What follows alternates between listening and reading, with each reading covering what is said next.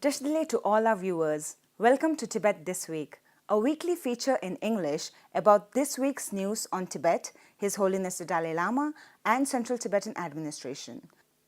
The Tibetan spiritual leader delivered a talk on secular ethics to CEOs and directors of museums from the US and Germany at his residence in Dharamshala on Monday this week.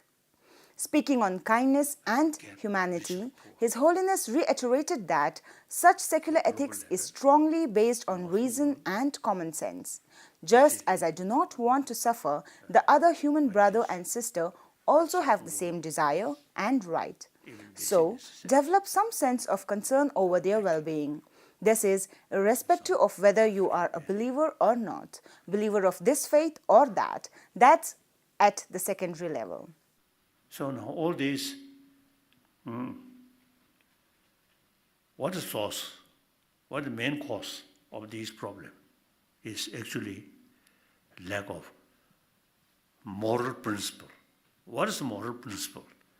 Not necessarily believe religion or God or Buddha, but simply, you see, on the basis of sense of oneness of 7 billion human beings, I do not want suffering. Other human brothers and sisters also is the same desire, same right. So develop some sense of concern of their well-being. His Holiness also took upon the modern education system and its failures in providing holistic human education. Co-hosted by the Tibet Museum and the Office of Tibet based in Washington, D.C., a summit on fostering universal ethics and compassion under the guidance of His Holiness the Dalai Lama was held in Dharamshala on Monday this week.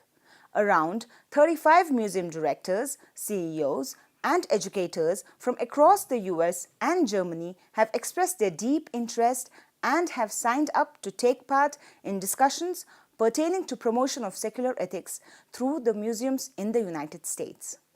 That's all for this week. Have a great weekend.